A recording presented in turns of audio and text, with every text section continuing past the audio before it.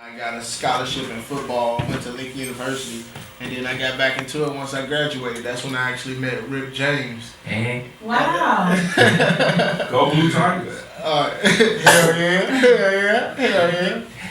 But yeah, man, I just ever since then I've been grinding, man, putting myself in a better place every time, just stepping my game up every year. that's what's up, man. That's what's about. I seen you. That was homie boy. You feel me? You feel me, man? I felt like I had to step outside the box. You know, I was listening to what everybody was saying earlier about how St. Louis people are, how St. Louis people react, and haters and all of that. Yeah. Instead of stepping in it, I kind of stood to the right of it, and I'm like, you know what?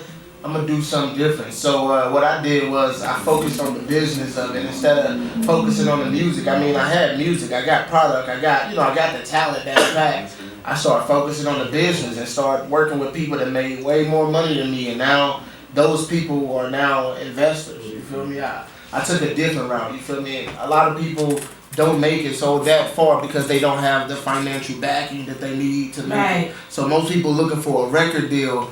And instead I did, I took the business side of it. I actually put together a dope project, something that everybody alike. I got a following behind it. Now that the following behind it, now the investors look at it like, okay, how much money you put into it? I show them how much money I put into it. I show them how we can profit from it. And now they looking at it like, okay, this is a profitable business. So what do you say to the artist that does have the talent and does have the drive, but has no means at all for financial connections?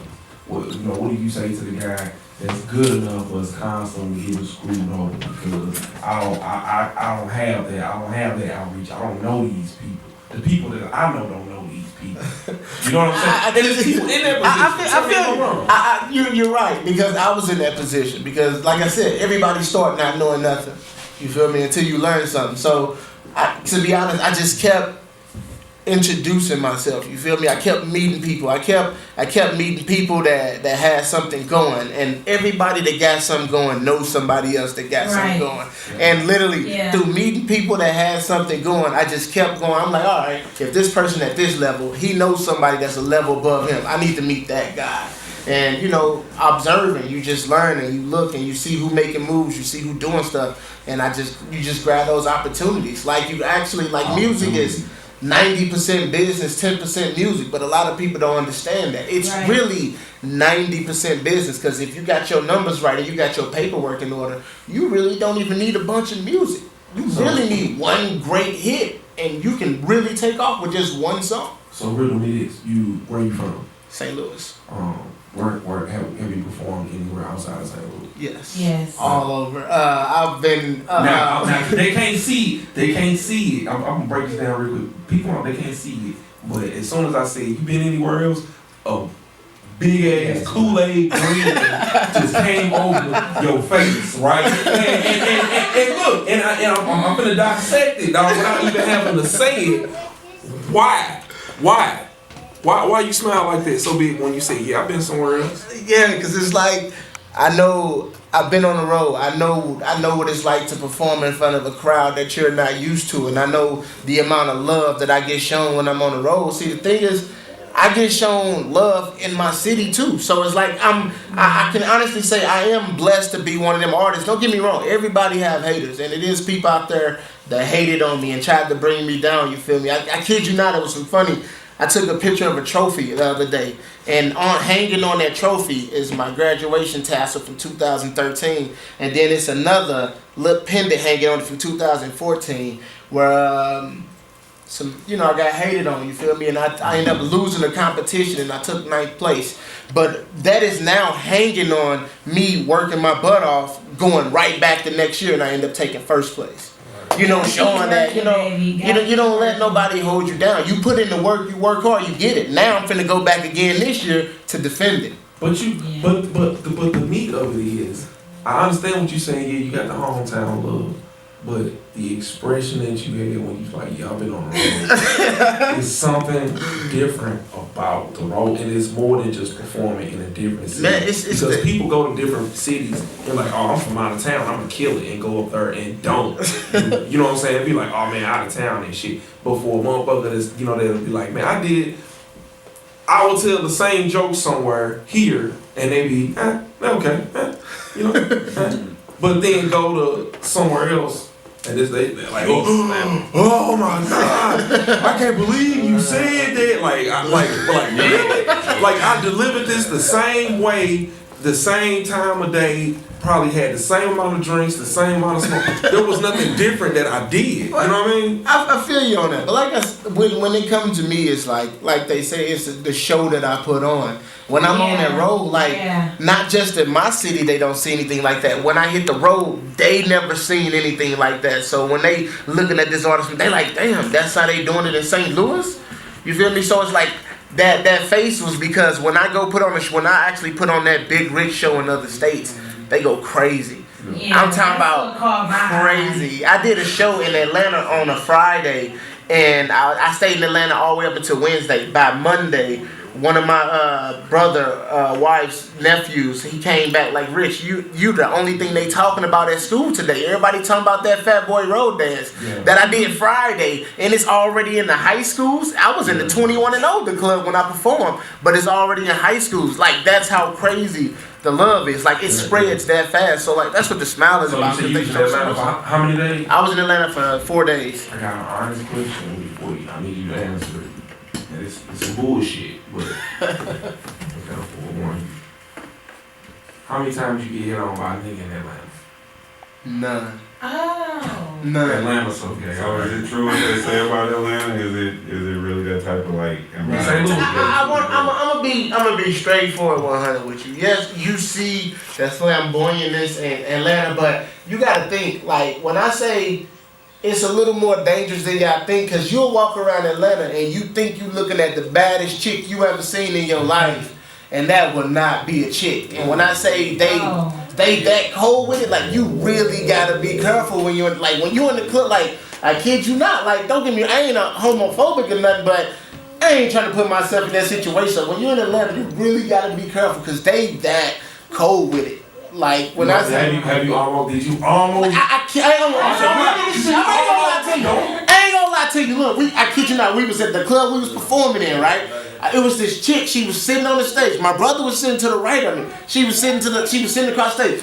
I'm like, bro, that chick is bad. And he started laughing. He was like, bro, don't even do that to yourself. I ain't even gonna let you do it. Like, bro, that's a dude. I'm like, what? Like, you know, and it's like, I looked, I'm like, man, that's crazy. It made me a little scared to holler at chicks later, because you like, I don't even know. But man, look, when they look too perfect.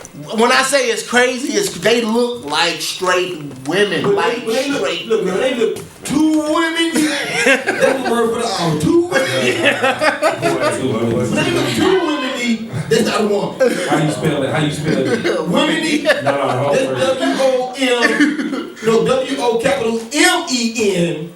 WOMENIE. Women.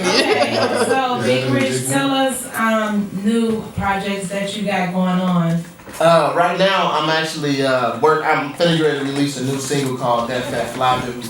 I work with my sponsor BYB, and I work with a couple fashion people from Lindenwood, and we changed my swag up some. Fashion, gotta have that right. Oh yeah, man! In order to be the part, you gotta actually look the part. You feel me? So we stepped the swag game up some, and that song, That Fat Fly Dude, is like, you know, it's putting it on for the big guys. You feel me? I'm big, I'm fly. It's like it's part of the biggest beautiful movement.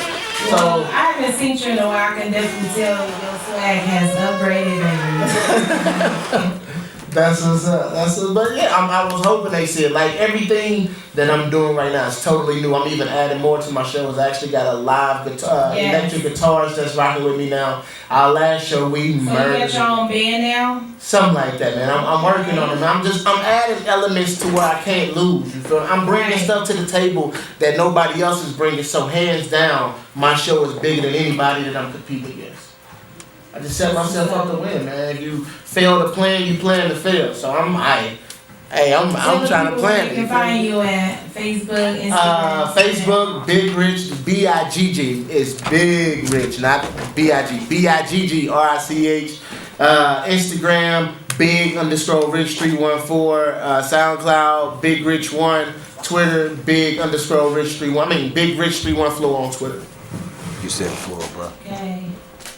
All right, I want to ask you a question, Big Rich, real quick. 2 Chainz or Kevin Gates? I'm gonna have to go with Gates. Right.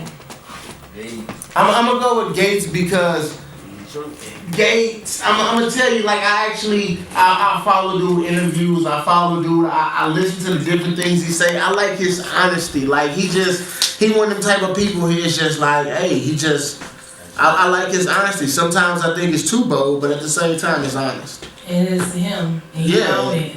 You know, that's what I like about him. That's what I rock with him. It's like I don't see Gates is more of a people person. Like he's out there more. He rock with his fans. 2 Chainz is not a people person. Like you'll see a video or something like that with him, but he don't do it like Gates do it. You know, Gates will actually get out there and talk with the people in the middle of the show. Talk with the people. He'll go out in the city, you know, rock with the people. You don't really. I'm gonna say I haven't seen it because I don't know what he do because I don't really follow him for real. Okay, well, all I want to ask you is, if you got, you know what I'm saying, like I say, I want to take advice as I get it. With me dropping this project that I'm getting ready to drop Saturday, what kind of advice would you want to give me? With dropping the project, I would say promo hard. Every second of the day, promo super hard and add some elements of that show that makes it memorable. Like on top of your music, give the people something to remember. Like everyone, of course, if the music dope, people gonna remember it. But like if you want to take your show and you want to make this outcome of this new record big, like wow, give them a wow factor. Even if it's something, just make it different. Make it something that you didn't do last year that you just trying this year. If you do that, you will actually improve your show because it's the smallest things can take you to that next level. So small things they count, and I feel like small things are what makes an artist stand out. With this industry and what I'm learning, everybody is real tedious. Like you say, if you got your paperwork and everything right, it could take that one song. Or it could just take that one person looking at you and saying, hey, I want to give you this opportunity and that opportunity. So even I look at it like, no matter how far I go, opportunity is something like I feel you have to take on. True. You know what I'm saying? Everybody, you know what I'm saying, you might be on Facebook one day and you gonna see a flyer like, oh, that's a show going on. Who is that? Oh, I don't want to do that. But then you look up and you never know what may happen. You know what I'm saying? Like you gave me the opportunity to see Big Rich, and I'm man enough to sit here and tell y'all on the Keezy B show I watched the show grow from April 25th, 2015 up until now. So. Like he just stated himself, y'all heard it on the Keezy B show. You heard it here first. On the Chinese takeover, Big Rich said it. It's the small things. Like, no matter how small, or if you walk up in a show, you know what I'm saying, and say you might be in a small venue, Rich. Mm-hmm. Right. You're gonna bring the best, right?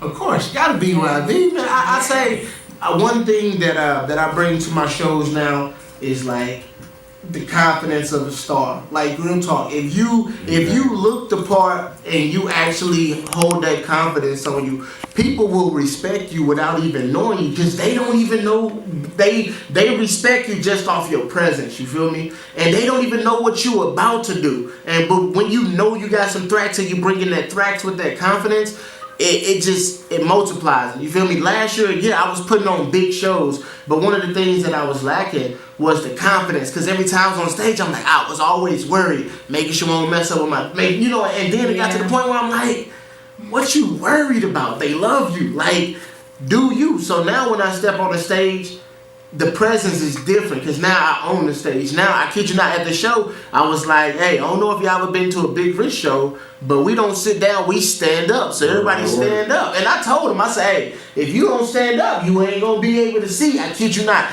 the whole first 4 rows stood up. After that, the whole club is standing. I'm like, exactly. Like you gotta, you work your magic like that, man. You gotta learn how to do those. Like I said, those little things, just the littlest things you can do and say can change the outcome of your whole entire show.